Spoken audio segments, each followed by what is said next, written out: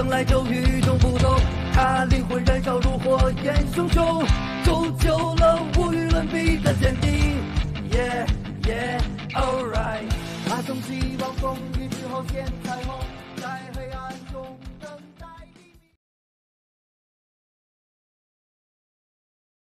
Halo sahabat Ruang Novel, kembali lagi Ruang Novel akan melanjutkan cerita Donghua berjudul Throne of Soul. Sebelum kita lanjut, jangan lupa siapkan kopi dan cemilannya agar lebih nyaman mendengarkan alur cerita novel ini. Chapter 506 Tahta Surgawi, Alat Ultra Ilahi, 3. Meskipun pilar Dewa Iblis Saminaga juga merupakan alat dewa, pilar iblis tidak sama dengan alat dewa kita. Mereka sebagian besar digunakan untuk menghindari kematian Dewa Iblis, sementara sangat meningkatkan daya tahan, efek penguatan lainnya tidak dapat dibandingkan dengan alat surgawi kita. Jadi, dengan mengandalkan tahta ketertiban dan hukum surgawi, saya dapat menebus perbedaan lebih dari 200.000 energi spiritual yang memisahkan saya dari Saminaga. Dalam hal kekuatan, dia masih di atasku, tetapi jika kita bertarung sampai mati, itu hanya akan menghasilkan jalan buntu. Ini adalah kekuatan alat surgawi.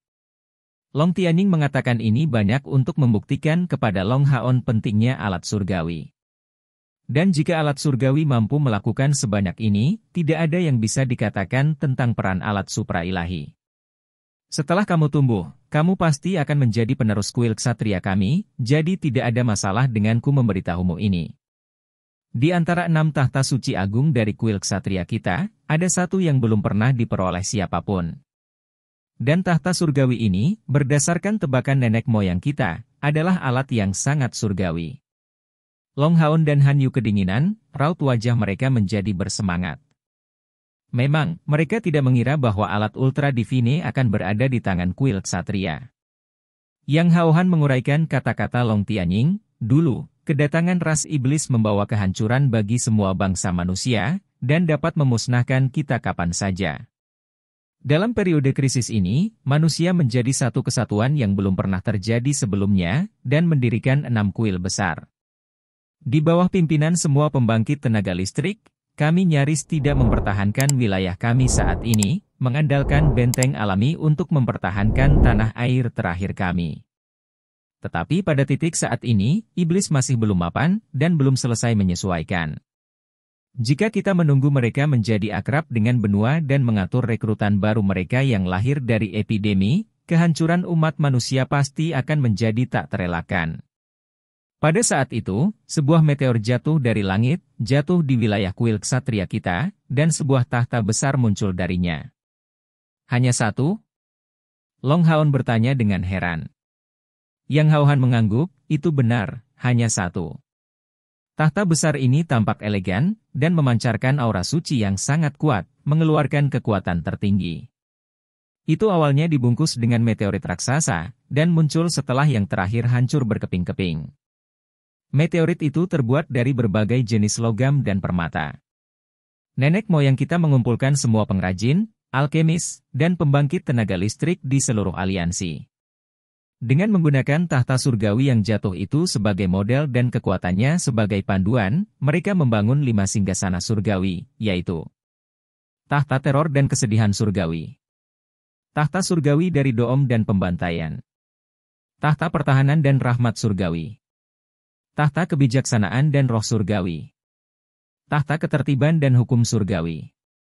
Ini adalah pertama kalinya Long Haon dan Han Yu mendengar nama lengkap dari kelima tahta surgawi itu, dan ini hanya meningkatkan rasa ingin tahu mereka terhadap alat ultra surgawi yang berfungsi sebagai cetak biru untuk membuat semua ini.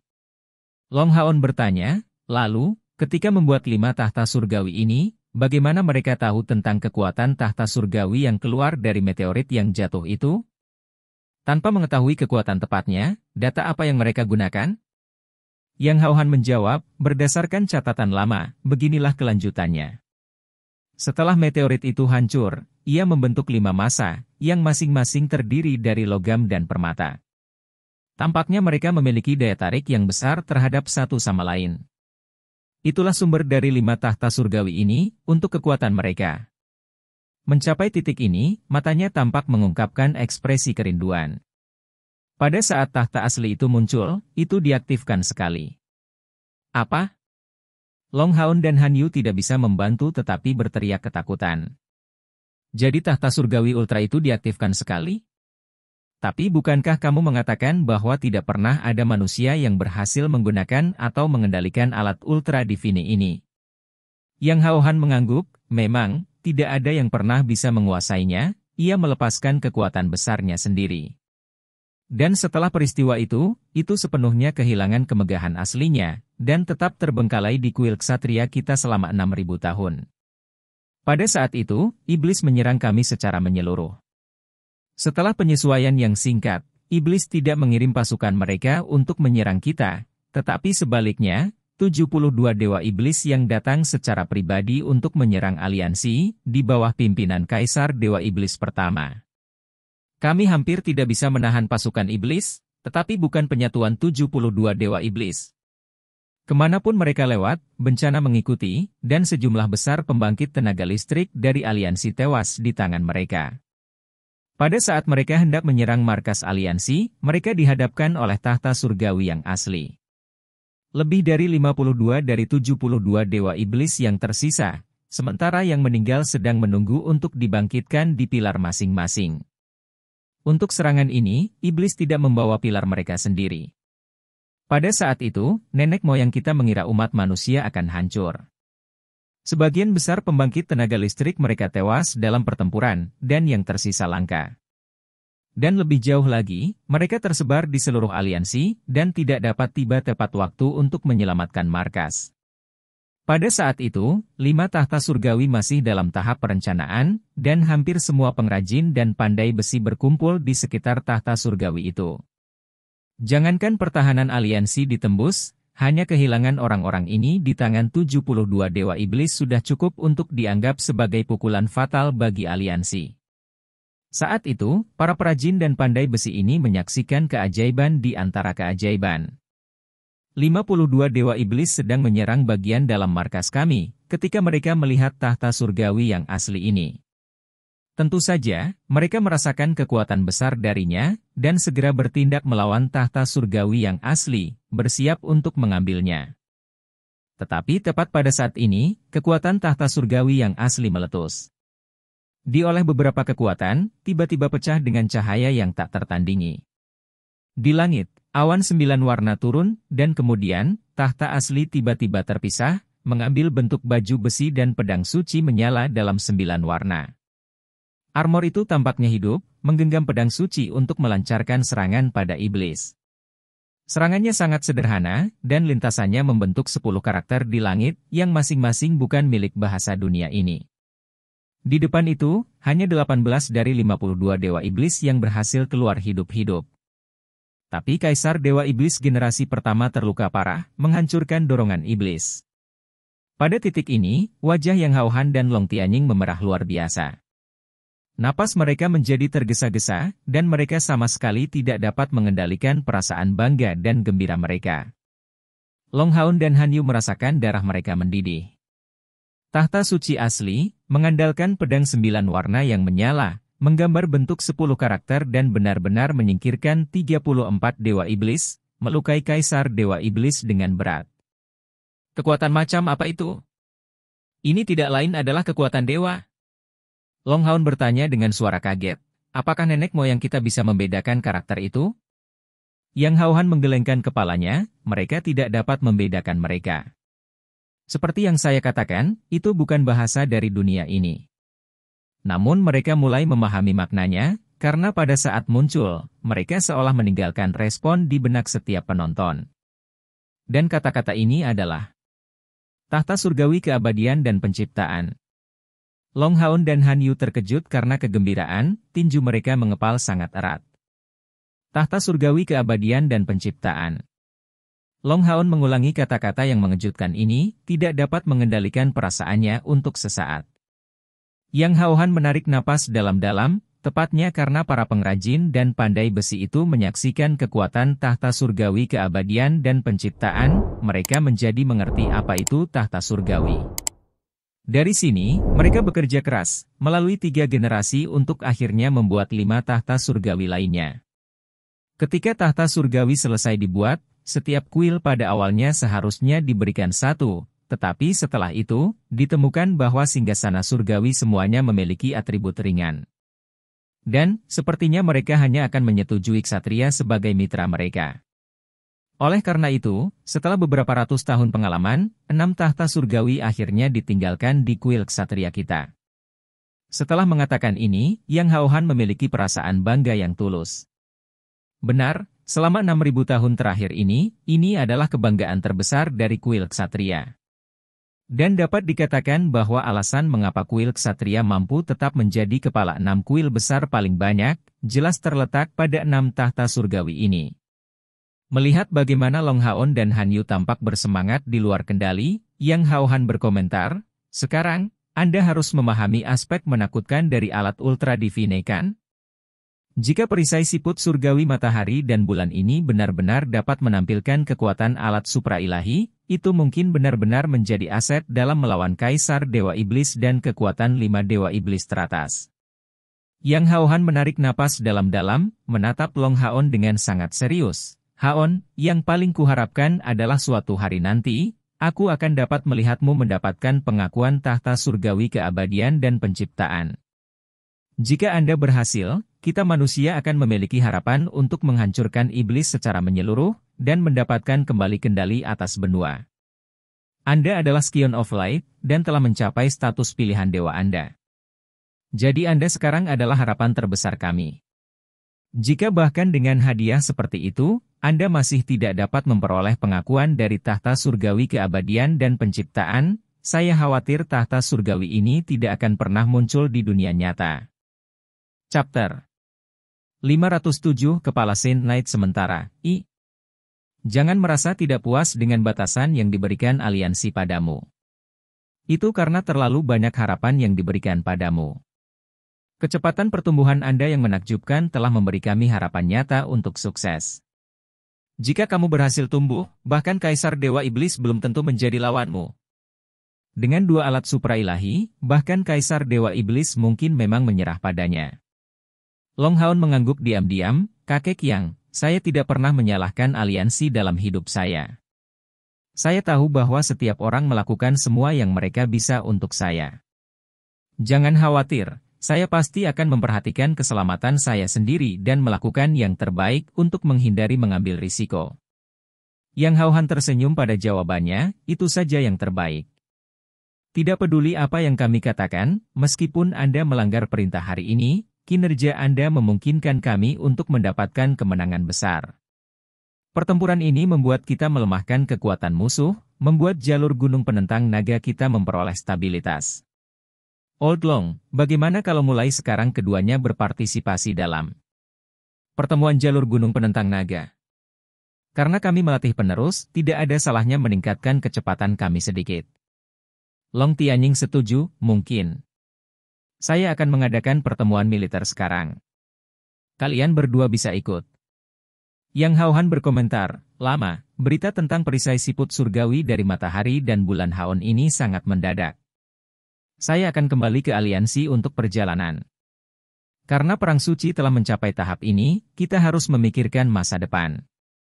Saya akan mengumpulkan 6 kuil besar untuk pertemuan, jadi saya meninggalkan jalur gunung penentang naga kepada Anda untuk saat ini." Long Tianying dan Yang Haohan telah bekerja bersama selama bertahun-tahun, dia segera memahami makna yang tersembunyi di balik kata-katanya, dan mengangguk tanpa ragu, "Tenanglah denganku di sini. Bagaimanapun, jika itu yang terburuk, maka kita bisa." Pada saat ini, dia berhenti di tengah kalimatnya. Kedua ksatria surgawi kemudian bertukar pandang, mata mereka sangat dingin.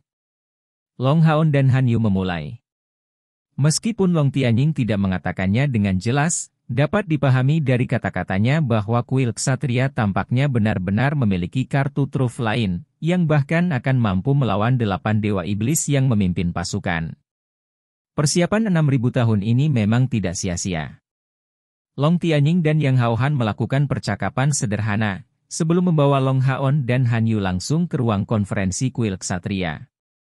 The Dragon Resisting Mountain tidak memiliki kekuatan militer yang terpisah.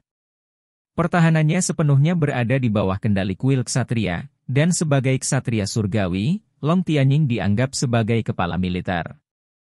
Ketika Long Xingyu masih ada, Long Tianying telah berencana untuk memberikan peran ini kepadanya.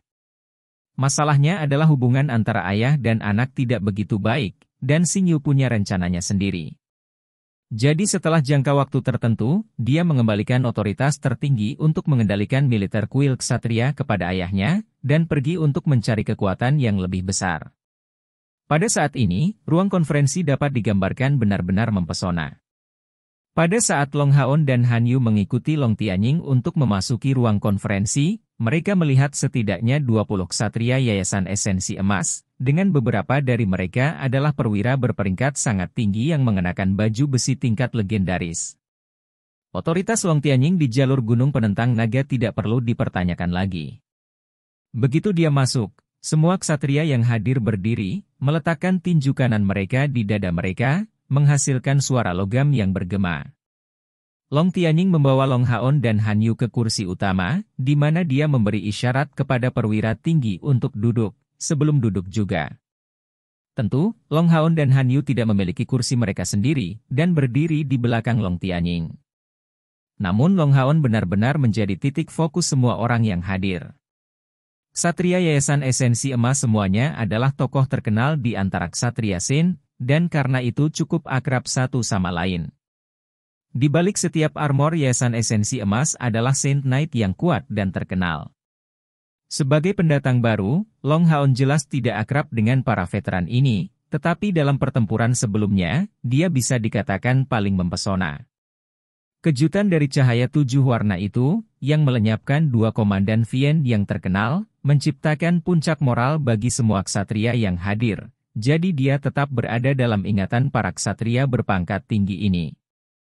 Oleh karena itu, meskipun mereka tidak tahu siapa ksatria Yayasan Esensi Emas yang baru dipromosikan ini, penampilan mereka penuh dengan niat baik terhadapnya.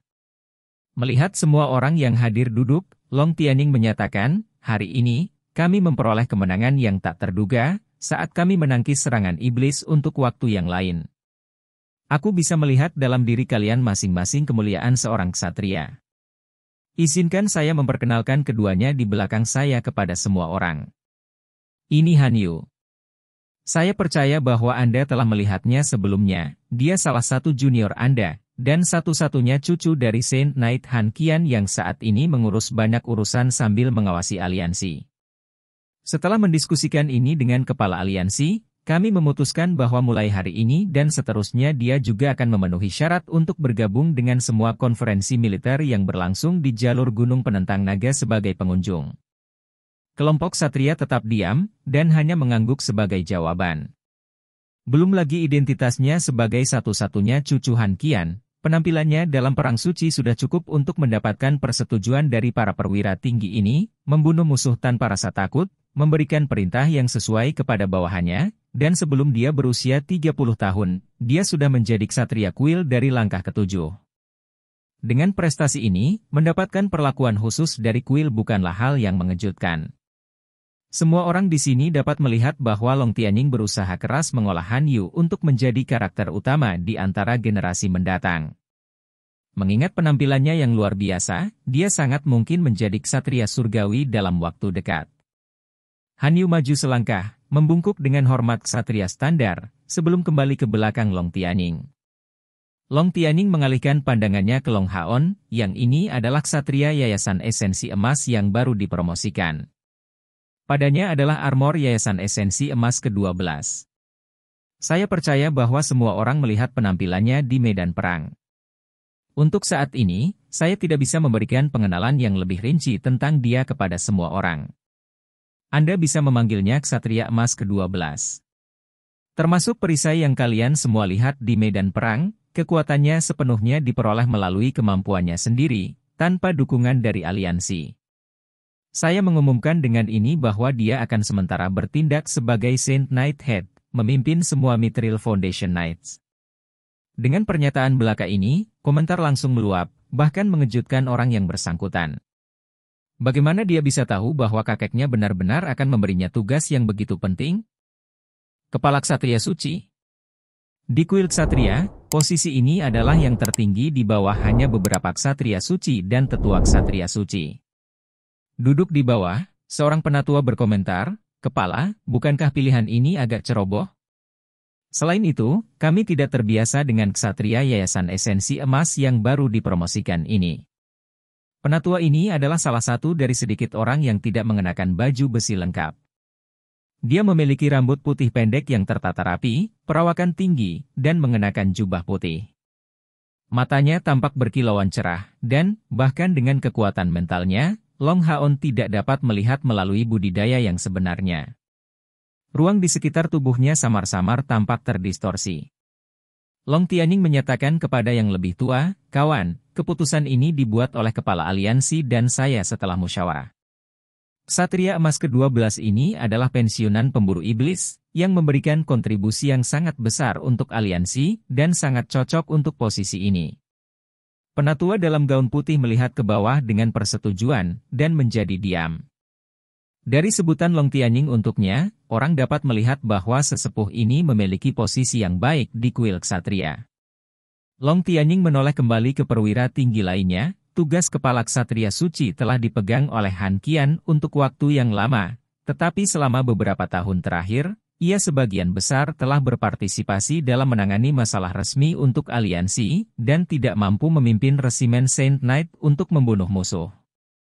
Saya tahu bahwa beberapa dari Anda, terutama yang merupakan ksatria Yayasan Esensi Emas, tidak yakin tentang kemampuan ksatria emas ke-12. Tapi kuil pasti tidak akan membuat pilihan yang ceroboh. Saya hanya akan mengungkapkan salah satu prestasi yang telah dia lakukan. Jika ada orang di sini yang telah melakukan pencapaian yang lebih besar dari ini, deklarasi ini akan ditarik, dan orang yang mengambil posisi kepala ksatria Sin sementara adalah dia. Mendengar ini, seluruh majelis terdiam. Sebagai ksatria surgawi, Long Tianning memiliki otoritas yang sangat tinggi di kuil ksatria. Dan militer kuil ksatria telah berada di bawah komandonya untuk waktu yang lama. Jadi melihatnya marah, tidak ada yang berani mempertanyakan pilihannya. Selain itu, Long Tianning baru saja mengatakan bahwa gelar yang diberikan ini didasarkan pada kontribusinya. Dari semua orang yang hadir di sini, siapa yang tidak memberikan kontribusi heroik untuk kuil ksatria? Mereka ingin mendengar kontribusi luar biasa macam apa yang dia lakukan, hingga melampaui seluruh generasi yang lebih tua. Setelah menyapu pandangannya ke semua orang yang hadir, Long Tianning melanjutkan, beberapa waktu yang lalu, ksatria emas ke-12 memimpin timnya di kedalaman wilayah iblis, dan membunuh salah satu dewa iblis. Peringkat 70 detik, Andromalius. Mendengar itu, dia terdiam. Di ruang pertemuan, beberapa ksatria sudah terlihat tidak setuju. Membunuh dewa iblis tentu saja merupakan kontribusi yang besar, tetapi dewa setan ular Andromalius hanyalah peringkat terakhir. Meskipun ini adalah kontribusi yang bagus, mengatakan bahwa itu melampaui semua ksatria peringkat tinggi akan terasa tidak masuk akal. Long Tianning melanjutkan, selanjutnya, dia menghancurkan pilar dewa iblis milik Andromalius. Artinya, di masa depan, tidak akan pernah muncul lagi ular Demon God. Bam! Terjadi keributan besar. Membunuh dewa iblis ular tidak banyak, tetapi menghancurkan pilar dewa iblis adalah masalah yang sama sekali berbeda. Sejak awal era kegelapan, 6.000 tahun telah berlalu, namun manusia tidak pernah mencatat penghancuran pilar dewa iblis. Mereka benar-benar tidak menyangka prestasi ini telah dicapai oleh ksatria emas ke-12 ini. Ini adalah pertama kalinya pilar dewa iblis dihancurkan, yang membawa makna yang tak tertandingi. Ini berarti bahwa manusia akhirnya menemukan cara untuk menghancurkan pilar dewa iblis, dan mengguncang fondasi iblis. Apalagi yang hadir di sini, bahkan di seluruh aliansi kuil, kontribusi ini tidak ada duanya. Chapter 508, Kepala Saint Knight Sementara, 2. Setiap ksatria berperingkat lebih tinggi yang hadir melihat Long Haon dengan cara baru. Selain rasa ingin tahu mereka, dia mendapatkan rasa hormat mereka. Meskipun mereka tidak tahu bagaimana Long Haon menghancurkan pilar dewa iblis itu, bagaimana ini bisa dilakukan secara kebetulan? Orang tua dari sebelumnya berdiri dan memukul dadanya dengan tangan kanannya. Saya, kepala pembantu kuil ksatria, Ksatria Suci Hijun, minta maaf karena mempertanyakan keputusan ini. Anda menyebarkan kemuliaan ksatria, dan pantas mendapatkan gelar Saint Knighthead. Long Haon membalas kesopanan dengan tergesa-gesa, untuk kemuliaan para ksatria. Hampir semua ksatria lain yang hadir mengulangi kalimat Long Haon, demi kejayaan para ksatria. Dalam hal kontribusi yang dibuat untuk aliansi kuil, pencapaian menjadi orang pertama yang pernah menghancurkan pilar Dewa Iblis sudah cukup untuk membuat kehormatan dan kemuliaannya tidak perlu dipertanyakan lagi di mata mereka. Hijun mengangguk ke Long Haon sebelum berbalik untuk melihat Long Tianying, kepala, karena ksatria emas ke-12 memberikan kontribusi yang begitu besar. Bagaimana kalau menyingkirkan sebutan, sementara, dan menambahkan gelar kepala kuil tambahan? Apa itu ksatria suci? Itu adalah ksatria langkah ke-9 yang belum pernah mendapatkan persetujuan dari tahta surgawi. Dan ksatria suci Hijun ini adalah kepala kuil pembantu dari aliansi kuil juga. Long Tianying menggelengkan kepalanya, tidak perlu. Kontribusinya untuk aliansi tidak akan dilupakan, dan kuil ksatria kita akan mengingatnya. Kami akan berbicara tentang jabatannya di masa depan setelah dia mendapatkan persetujuan dari tahta surgawi. Dia saat ini masih terlalu muda, dan memberinya posisi yang terlalu tinggi tidak pantas. Pernyataan Long Tianying sekali lagi mengejutkan seluruh petugas yang hadir. Apa artinya, setelah dia mendapat persetujuan dari tahta surgawi? Itu berarti bahwa penguasa tahta ketertiban dan hukum surgawi, ksatria kendali dan batasan surgawi Long Tianying, telah menentukan bahwa ksatria emas ke-12 ini pasti akan mendapatkan tahta surgawi di masa depan, menjadi ksatria surgawi keempat dari kuil ksatria. Ini bukan hanya kata-kata tanpa berpikir. Bahkan seseorang dengan status Long Tianying tidak akan mengucapkan kata-kata seperti itu dengan enteng, tanpa keyakinan mutlak. Itu bahkan tidak mengatakan apa-apa tentang bagian berikut, terlalu muda. Berapa umurnya? Apa yang dia maksud dengan terlalu muda? Seberapa muda itu? Long Haon tidak mengharapkan kakeknya untuk memperkenalkan dia dengan cara ini. Tanpa mengungkapkan identitasnya, ini langsung mengangkatnya ke puncak kuil ksatria. Setelah beberapa saat kebingungan, Long Haon mengerti niat kakeknya. Long Tianying melakukannya untuk alasan yang sangat sederhana, untuk membangun pengaruhnya, dan mempersiapkan masa depannya. Bagi Long Tianying dan Yang Haohan, di masa depan dia akan terikat untuk mengemban tugas sebagai kepala kuil ksatria. Tapi sekarang Long Haon jelas tidak memiliki posisi atau pengaruh penting di kuil ksatria. Saat berdiri, bahkan jika dia menjadi seorang ksatria surgawi di masa depan, persetujuannya di dalam kuil ksatria hampir tidak dapat dipastikan. Kedua ksatria surgawi bertujuan untuk membangun ketenarannya di dalam kuil ksatria agar dia mendapatkan persetujuan dari lebih banyak ksatria peringkat tinggi ini. Memintanya mengambil gelar kepala ksatria Sen sementara juga untuk ini, untuk persetujuan dan pengaruhnya di masa depan.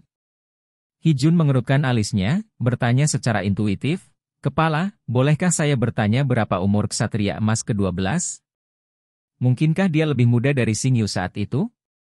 Long Tianying menjawab setelah hening sejenak, pada hari dia menjadi ksatria surgawi, semua orang akan menyadari kebenaran ini. Saat ini, itu harus dirahasiakan. Itu berlaku untuk semua yang baru saja saya ungkapkan. Baiklah, sekarang saatnya untuk memulai rapat. Mulai saat ini dan seterusnya, Long Haon secara resmi menjadi kepala Saint Knight sementara. Ini berarti dia mendapatkan peran untuk dimainkan di antara para petinggi kuil ksatria. Long Tianying menunjuk kursi kosong untuk Long Haon. Kali ini, Long Haon tidak bisa menghindarinya, dan hanya bisa mengambil tempat duduk. Seolah-olah itu adalah hal yang biasa, Han Yu mengikutinya ke tempat duduknya, bukannya tetap berada di belakang Long Tianying.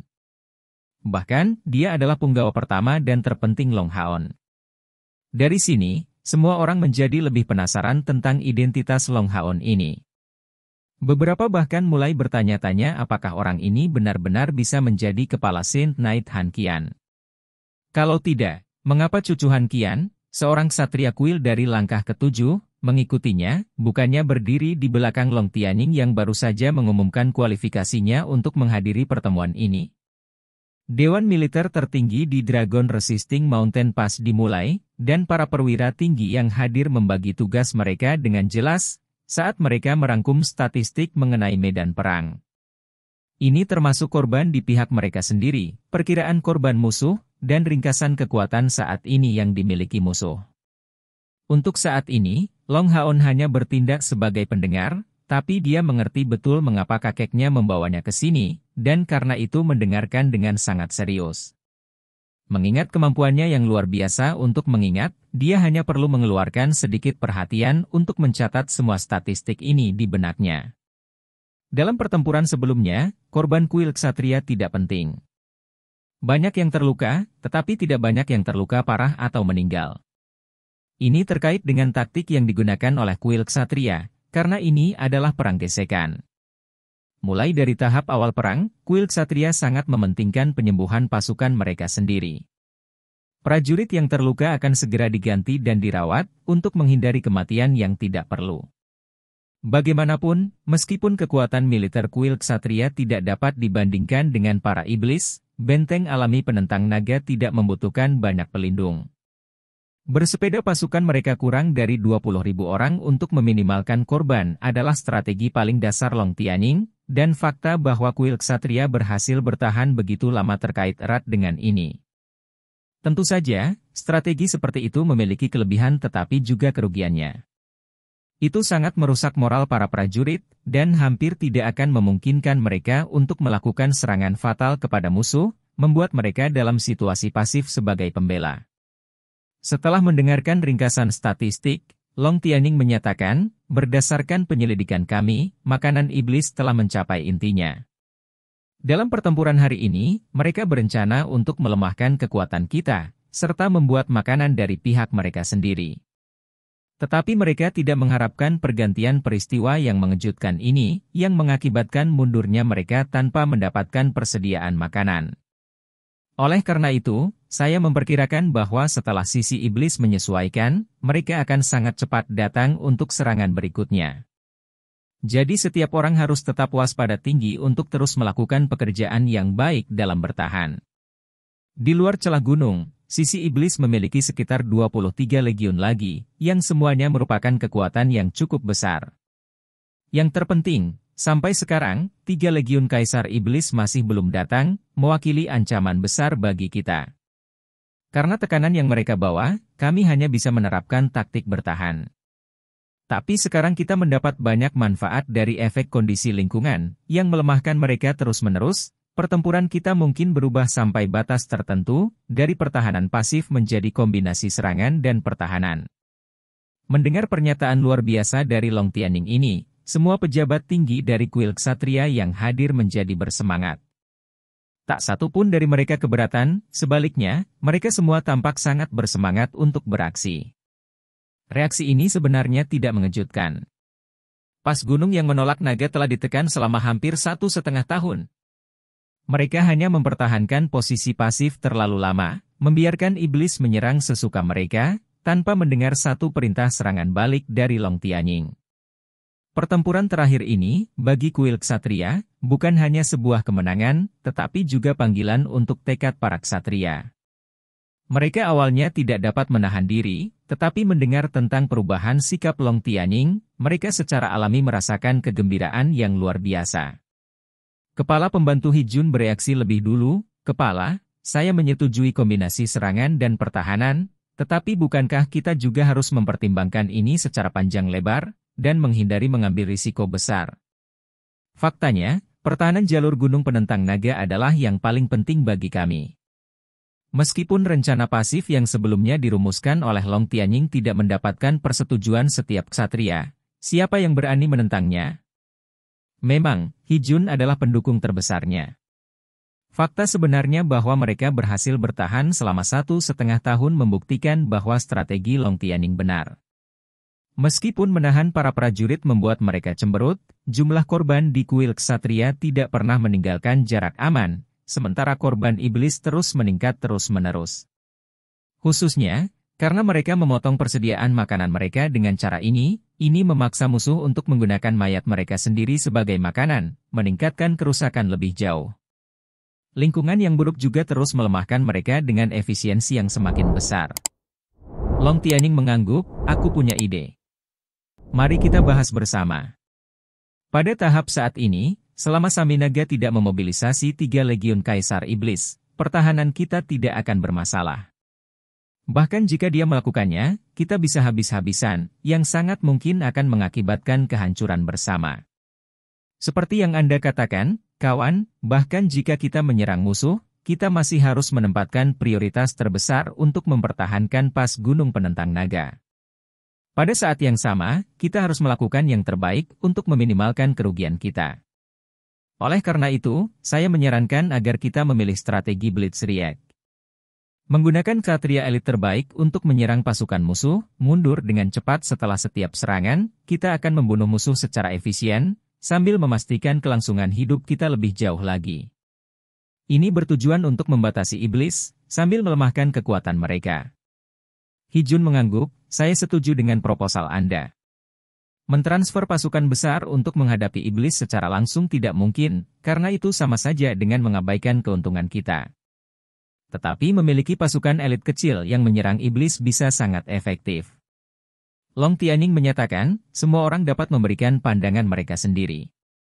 Jika Anda memiliki ide yang bagus, jangan ragu untuk membagikannya, sehingga kita dapat mendiskusikannya. Yang terjadi selanjutnya bukanlah pertukaran ide, tetapi peningkatan permintaan untuk berpartisipasi. Hampir setiap perwira tinggi yang hadir menyatakan keinginan mereka untuk memimpin para elit untuk menyerang iblis, menimbulkan kerusakan parah pada musuh. Suasana di seluruh ruangan tiba-tiba menjadi sangat antusias. Strategi dan taktik ditingkatkan secara bertahap, tetapi kontributor sebenarnya sangat sedikit. Di antara mereka adalah Long Haon dan Han Yu. Chapter 509, Kepala Saint Knight Sementara, 3. Pada malam hari, angin utara yang mendesing terkadang terdengar merintih. Di kamp iblis, selain dari area di sekitar 8 pilar Dewa Iblis yang terang benderang, semuanya tampak tenang dan monoton. Dalam cuaca dingin seperti itu, tidak peduli seberapa mendominasi komandan iblis, pasukan iblis masih perlu beristirahat di kamp mereka sendiri. Patroli mereka sangat sedikit, karena bagaimanapun, sejauh ini mereka selalu menjadi pihak yang menyerang. Kuil ksatria itu seperti kura-kura yang ditarik dari cangkangnya, tidak pernah keluar dari bentengnya, dan memberi kesan kelembaman. Daerah dingin yang membekukan di sekitar Dragon Resisting Mountain Pass mencapai 40 C pada malam hari. Dingin yang pahit ini sangat mempengaruhi iblis dan manusia.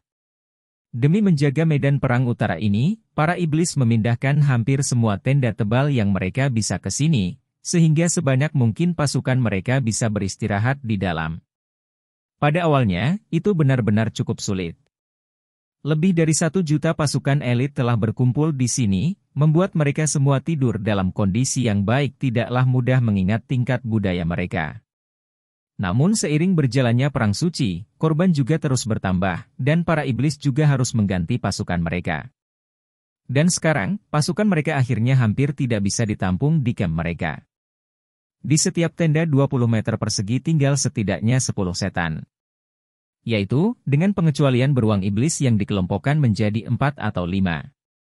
Dengan cara ini mereka terjebak dalam jarak kontak fisik satu sama lain, tetapi setidaknya manfaatnya adalah ini memungkinkan mereka untuk saling menghangatkan. Kamp-kamp yang tidak canggih ini terbentang sepanjang 5 km, dengan masing-masing tenda sangat dekat satu sama lain, berusaha menahan dingin yang mengerikan. Dewa kematian iblis Saminaga layak disebut sebagai salah satu dari 5 pilar iblis. Dia tidak memiliki iblis tingkat lanjut yang tinggal di camp, tetapi di luar, hanya membiarkan iblis berlevel agak rendah di dalam. Di antara mereka adalah 3 Legiun Kaisar Iblis, ditempatkan di 3 arah yang berbeda dari camp. Ini jelas bukan hanya karena resistensi iblis tingkat lanjut yang lebih tinggi terhadap dingin, tetapi yang lebih penting, jika manusia benar-benar melancarkan serangan ke kamp iblis, yang lebih kuat yang menjaga di luar akan memiliki waktu yang lebih mudah untuk melawan. Pengaturan yang direncanakan oleh Saminaga ini mendapat dukungan bulat.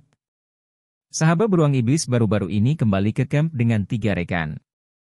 Gerakan keempat beruang iblis itu identik, dan keempatnya merasa sangat sesak di tenda-tenda sempit, dan tangan mereka menutupi perut mereka, merasa sangat lapar. Menurut tubuh mereka yang besar dan kekuatan pertahanan yang menakjubkan, kebutuhan makanan dari beruang iblis yang mengesankan juga menakutkan.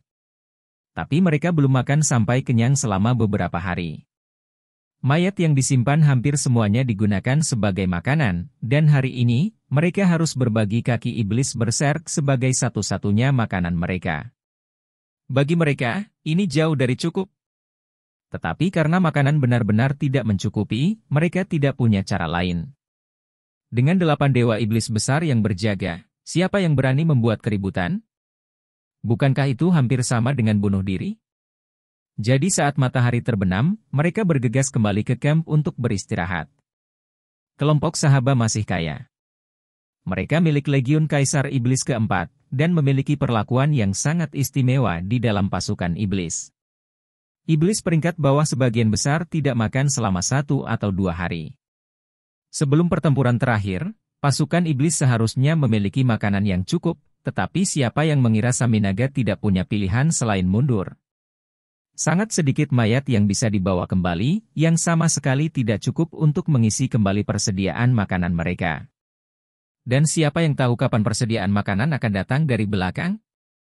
Perwira tinggi iblis semua tahu bahwa pada tingkat ini, pasukan mereka akan mati kelaparan, tetapi apa yang bisa mereka lakukan dengan perintah yang dikeluarkan secara pribadi oleh Kaisar Dewa Iblis? Sejak awal perang, 1,5 tahun telah berlalu. Pasukan iblis kehilangan setidaknya sepertiga dari pasukan mereka sejak saat itu, beberapa juta iblis telah mati. Meskipun kerusakan yang ditimbulkan pada 6 kuil agung manusia juga cukup besar, kematian iblis setidaknya 5 kali lebih tinggi daripada manusia. Dan perbedaan ini hanya terus meningkat. Fakta bahwa klan naga iblis Kaisar Dewa Iblis, klan bulan, dan klan bintang masih belum muncul di medan perang menjadi masalah terbesar. Banyak iblis, termasuk bahkan dewa iblis, tidak mengerti alasannya. Dalam sudut pandang mereka, kemunculan Kaisar Dewa Iblis di medan perang saja sudah cukup untuk menjamin kehancuran benteng manusia manapun. Bagaimana mereka bisa tahu bahwa Kaisar Dewa Iblis tidak pernah memiliki niat untuk memusnahkan umat manusia, dan hanya ingin sangat mengurangi kekuatan yang telah mereka kumpulkan selama beberapa ribu tahun? Keempat beruang setan berbisik bersama, penuh kelaparan dan tanpa energi. Terlebih lagi, mengingat total dingin di luar, bahkan jika mereka mampu menahan suhu, hawa dingin akan menghabiskan semua energi mereka yang tersisa, hanya menyebabkan mereka menjadi lebih lapar. Sahaba menjerit pelan, sangat lapar. Jika ini terus berlanjut, saya harus membunuh beberapa dari mereka untuk mengisi perut saya. Ini tidak mengacu pada kekuatan gunung penentang naga, karena dia tidak berniat untuk melakukan tindakan bunuh diri seperti itu, tetapi kekuatan pihak mereka sendiri. Mata beruang iblis lain berbinar mendengar kata-kata Sahaba, bagaimana dengan iblis berserk? Daging mereka juici. Bawa 2 dari mereka ke sini, itu seharusnya cukup untuk mengisi kita.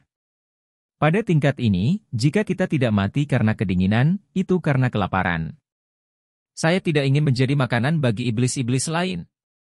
Meskipun iblis akan menggunakan mayat sebagai makanan, mereka sangat berhati-hati dalam satu aspek.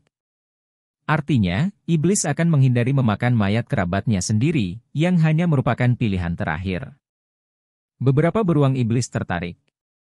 Kekuatan iblis berserk secara alami jauh di bawah mereka, dan 2 ras mereka tidak ada bandingannya. Demonic Bear Demon God Valevor hadir, tetapi Berserk Demons bahkan tidak memiliki Demon God. Bahkan jika mereka ketahuan, beruang iblis dari Legiun Kaisar Iblis ini tidak akan menderita kerugian apapun. Ini selalu menjadi dunia di mana yang kuat memangsa yang lemah. Di luar tenda, angin dingin yang menggigit bisa terdengar merintih. Tenda-tenda itu cukup kokoh, meski dalam praktiknya paling banter bisa menahan angin. Untuk benar-benar menahan dingin, seseorang hanya bisa mengandalkan suhu tubuhnya sendiri dan ketebalan kulitnya sendiri. Mata Sahaba berkilau dengan kilatan niat jahat, ayo pergi. Kita tidak bisa membiarkan diri kita mati kelaparan seperti itu. Kami adalah beruang iblis yang mulia, tidak ada yang perlu kami khawatirkan untuk memakan 2 iblis berserk. mampu menggunakan kehidupan mereka yang tidak berharga untuk membantu kehidupan mulia kita berjalan tidak lain adalah suatu kehormatan bagi mereka. Mendengar kata-kata terakhirnya, tiga lainnya, marah karena kelaparan, tidak bisa menahan diri lagi, dan tanpa suara keluar dari tenda mereka. Begitu mereka keluar, mereka tidak bisa menahan diri untuk tidak gemetar karena kedinginan.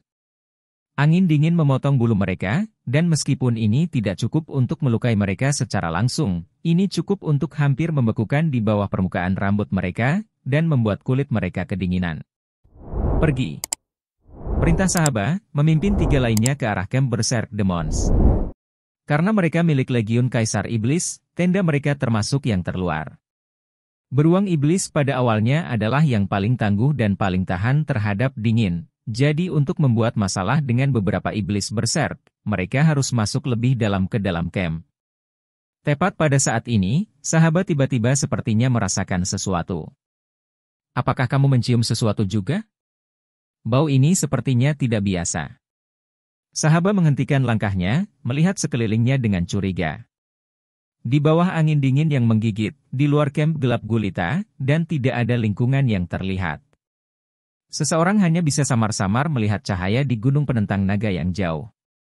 Tapi karena jarak yang terlalu jauh, cahaya dari naga Resisting Mountain Pass tampaknya berada di luar jangkauan dari sini.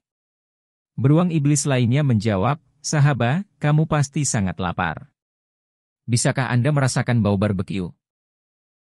Aku sangat lapar akan barbeque. Mendengar ini, seluruh kelompok beruang iblis, termasuk sahabat, mau tidak mau menelan ludah. Benar. Apa yang bisa mengalahkan barbeque yang lezat? Tepat ketika sahabat percaya bahwa dia telah melakukan kesalahan karena rasa laparnya yang berlebihan, sesosok tubuh menyentuh punggungnya tanpa suara. Sosok ini benar-benar terbungkus jubah besar, seolah meleleh ke dalam kegelapan. Dan di sekitar tubuhnya muncul beberapa cahaya memutar yang jelas, menyebabkan aura tubuhnya menghilang di dalam. Sebuah cahaya keemasan melintas dan dirasakan oleh kelompok 4 sahabat pada saat yang sama ketika panas sedingin es menyerang mereka. Detik berikutnya, mereka berempat berubah menjadi mayat tanpa sepengetahuan apapun, karena mereka jatuh ke tanah. Pada masing-masing dari 4 tengkorak mereka muncul lubang kecil berlumuran darah, menembus otak mereka tanpa meninggalkan kesempatan sedikit pun untuk mengeluarkan suara atau melancarkan serangan. Tapi bagian terberat dari beruang iblis adalah tengkoraknya. Kekuatan mengerikan apa yang dibutuhkan untuk mencapai ini? Sama sekali tidak perlu khawatir tentang bau darah yang menyebar. Dalam cuaca dingin yang membekukan, keempat mayat itu bahkan tidak memiliki darah yang menyebar, dan langsung berubah menjadi es. Sosok hitam itu dengan ringan melambaikan tangannya, dan sosok berjubah lain diam-diam muncul, bersiap untuk bertindak di bawah pimpinan mantan pria berpakaian hitam itu. Sosok hitam itu perlahan melepas jubahnya, memperlihatkan wajah tua.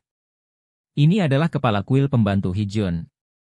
Saat ini, jubah hitam itu menyembunyikan armor yang berkilauan dengan warna oranye, tanpa helm di wajahnya. Sebanyak 50 orang telah datang bersamanya. Semua memiliki fluktuasi di sekitar mereka. Fluktuasi ini mirip dengan penghalang energi mental Long Haon, memungkinkan mereka untuk menyembunyikan kehadiran mereka, dan dilepaskan oleh peralatan khusus. Kategori atribut mental. Di seluruh 6 kuil besar, kuil ksatria berada di urutan kedua setelah kuil penyihir dalam kepemilikan alat spiritual mereka, memiliki beberapa di antaranya. Pembangkit tenaga listrik dari kuil ksatria ini semuanya memiliki kalung perlindungan spiritual. Chapter 510 Serangan Kejutan, I. Kalung perlindungan spiritual menghasilkan gelombang aneh, membelokkan penyelidikan psikis dan mental, dan bekerja melawan kemampuan semacam ini. Mengandalkannya, para ksatria bisa menyembunyikan kehadiran mereka dengan sangat efisien. Dengan energi spiritual mereka yang cukup tinggi, bahkan Dewa Iblis pasti perlu memusatkan kekuatan mental mereka ke arah mereka untuk mendeteksi mereka. Dengan membalik tangan kanannya, Hijun dengan cepat memulihkan 4 mayat beruang setan di perangkat penyimpanannya. Selama mungkin, mereka akan melakukan yang terbaik untuk menghilangkan iblis dari sumber makanan. Melihat sekali lagi ke langit, Hijun mengangkat tangannya, membuat beberapa gerakan. Para ksatria yang mengikutinya segera menunjukkan beberapa reaksi, dan tanpa suara menyebar ke segala arah. Di bawah penyembunyian malam yang tenang, angin dingin tampaknya tidak mempengaruhi mereka sedikit pun. Rasa dingin yang samar melintas di mata Hee-jun. Dalam flip tangannya, bola logam emas gelap seukuran kepalan tangan muncul di tangannya. Melihat itu, ekspresinya sepertinya menjadi dekat dengan demam. Mengangkat kepalanya lain kali, dia melihat ke arah 8 pilar Dewa Iblis besar di tengah-tengah camp musuh, sebelum bersembunyi di kegelapan. Di tenda di antara pasukan iblis. Saat ini, Demon God of Death Saminaga masih terjaga, dan berkumpul dengan para Demon God lainnya. Di antara 8 dari mereka datang 7. Hanya Dewa Iblis Berserk Ahnan yang tidak hadir. Sebenarnya, Ahnan telah menghilang di awal Perang Suci. Hanya pilar Dewa Iblisnya yang tersisa di sini, atas perintah Kaisar Dewa Iblis. Terhadap Ahnan ini, bahkan status Dewa Kematian Iblis Saminaga tidak berguna. Kekuatan individunya cukup untuk bersaing dengan 5 Dewa Iblis teratas, dan setidaknya tidak di bawah Saminaga dan Marbas. Tapi dia tidak memiliki klannya sendiri, dan hanya dengan satu pikiran mencari kekuatan. Siapa yang akan mencoba menangkap Dewa Iblis penyendiri seperti itu? Satu-satunya hal yang mungkin dia dengarkan adalah perintah Kaisar Dewa Iblis, tetapi iblis lainnya paling banyak melatih target di matanya. Dan alasan mengapa Ahnan ini disebut Dewa Iblis Berserk sebenarnya sederhana. Di saat pertempuran, tidak peduli apakah lawannya adalah iblis atau manusia, dia akan bertarung setiap saat sampai mati, terus berlanjut sampai seorang pemenang keluar. Oleh karena itu, meskipun menjadi Dewa Iblis juga, Saminaga tidak mau membandingkan catatan dengannya. Bahkan para Dewa Iblis berpikir bahwa Ahnan adalah orang gila, dan sebenarnya lebih baik jika dia tidak ada. Menggunakan kata-kata Ahnan sendiri, targetnya bukan di Gunung Penentang Naga. Saminaga duduk di kursi komandan, di dekat Demonic Bear Demon God Valefor. 5 lainnya cukup di bawah mereka dalam peringkat, dan tentu saja harus duduk di kursi yang lebih rendah, mengawasi Saminaga dengan penuh perhatian. Demon God of Death sedang dalam suasana hati yang sangat buruk. Aura abu-abu samar-samar terlihat di tubuhnya, dan matanya menyipit, seolah sedang memikirkan sesuatu. Dia telah tetap diam untuk waktu yang cukup lama. Kakak keempat. Ayo kita serang besok. Jika tidak, saudara-saudara di bawah komando saya akan menimbulkan masalah. Mereka sudah kekurangan makanan selama beberapa hari. Itu tidak akan berhasil jika keadaan terus seperti ini. Yang berbicara adalah Valefor. Di bawah komandonya adalah beruang setan, peringkat di antara iblis teratas dalam hal kekuatan. Terlihat, dia berbicara kepada Saminaga dengan setara. Saminaga mengangguk, saya tidak menyangka kecelakaan seperti itu terjadi hari ini. Semangat manusia naik ke puncaknya, maka untuk terus berjuang akan tidak menguntungkan bagi kita. Jadi kami hanya bisa mundur, tetapi manusia ini benar-benar tercela. Mereka benar-benar menyambar mayat kerabat kami. Kita tidak bisa menghindari pertempuran besok. Waktunya telah tiba untuk memberi mereka pelajaran yang baik. Valefor mendengus, aku benar-benar tidak mengerti mengapa Yang Mulia ingin kita menjadikannya perang yang berkepanjangan.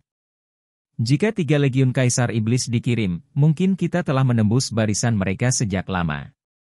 Apakah kemudian ada kebutuhan bagi kita untuk kekurangan makanan seperti itu? Manusia pasti memiliki banyak makanan di gudang. Saminaga memasang ekspresi tegas di wajahnya, dengan dingin melirik Valefor, jika kamu begitu percaya diri, katakan kata-kata ini kepada Yang Mulia. Valefor langsung terdiam, menatap tajam kelima Dewa Iblis di bawah. Anggap saja aku belum mengatakan apa-apa barusan, mengerti? Apa yang berani dikatakan oleh kelima orang ini? Segera mengangguk, mereka menyatakan persetujuan mereka. Saminaga melanjutkan dengan serius, cukup. Kita harus mendiskusikan operasi besok sekarang. Saat pertempuran sedang berlangsung, kami menderita semakin banyak kerusakan. Pada tingkat ini, akan datang hari di mana kita akan menjadi pecundang terakhir.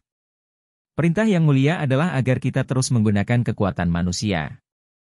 Untuk tujuan ini, kita harus menunjukkan kepada mereka keunggulan kita yang luar biasa besok. Waktunya telah tiba untuk memperbaiki menu makanan untuk tentara kita. Tidak ada gunanya terus membuat mereka memakan kerabat mereka sendiri. Kali ini, kita harus menghancurkan kuil ksatria, atau setidaknya membuat mereka membayar harga yang sangat mahal. Falefor menjadi agung, saudara keempat. Apakah Anda mengatakan bahwa kita harus memobilisasi Legiun Kaisar Iblis? Saminaga mengangguk, pindahkan saja 2 Legiun Kaisar Iblis. Kita tidak bisa memobilisasi semuanya.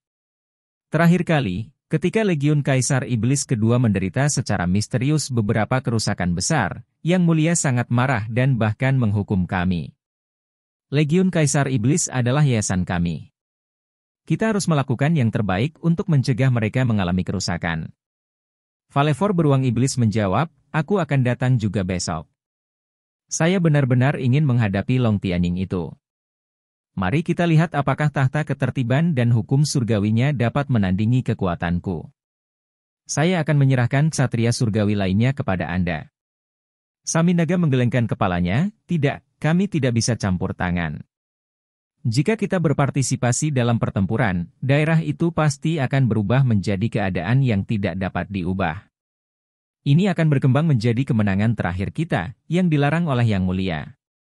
Selanjutnya, jangan lupa bahwa hampir seluruh pasukan kita berkumpul di sini. Bisakah Anda menanggung kerugian seperti itu? Falefor mengernyitkan alisnya, bagaimanapun juga, aku akan mendengarkan pengaturanmu. Mari kita lakukan sesuai dengan rencanamu. Saminaga meliriknya, senyum dingin muncul di wajahnya. Falefor, apakah kamu pikir aku tidak mengenalmu? Anda membuat diri Anda terdengar kasar dan terburu-buru, tetapi jauh di lubuk hati, tidak ada yang lebih licik dan jahat dari Anda. Dewa Setan Beruang Setan berada di peringkat ke-6, hanya 1 langkah dari 5 pilar besar. Bagaimana mungkin dia tidak bersemangat untuk meraih prestasi? Dia bukan seseorang yang hanya mengejar kekuatan seperti Ahnan. Di antara 5 pilar iblis besar ini, posisi Kaisar Dewa Iblis tidak tergoyahkan, dan dia sangat memahami kekuatan menakutkan Dewa Iblis Bulan Agares. Adapun Dewa Setan Bintang, bahkan tidak perlu disebutkan lagi. Sebagai utusan iblis, itulah ajudan terpenting Kaisar Dewa Iblis. Siapapun yang berani melawannya pasti akan menyebabkan kemarahan Kaisar Dewa Iblis dan Dewa Iblis Bulan Agares. Selain itu, kekuatan Dewa Setan Bintang sangat menakutkan, tidak ada yang berani mengatakan bahwa dia dapat menanggung teknik ramalan hebat itu. Di antara iblis, ada legenda sejak lama, yang mengatakan bahwa Dewa Setan Bintang adalah satu-satunya yang dapat mengancam keberadaan Kaisar Dewa Setan. Di luar 3 yang tak tergoyahkan ini, Demonic Bear Demon God Falefor hanya memiliki 2 kemungkinan target untuk naik peringkat. Keduanya adalah Dewa Iblis Kematian Saminaga atau Dewa Iblis Neraka Marbas. Jangan terkecoh dengan adegan Falefor menuruti kata-kata Saminaga.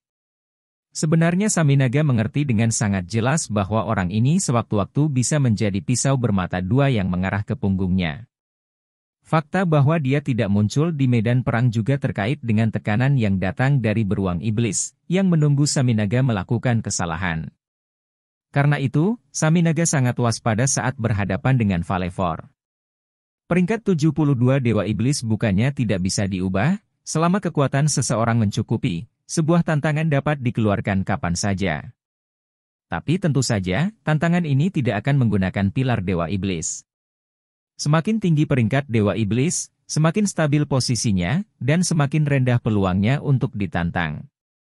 Setidaknya 10 Dewa Iblis teratas telah sama selama ratusan tahun.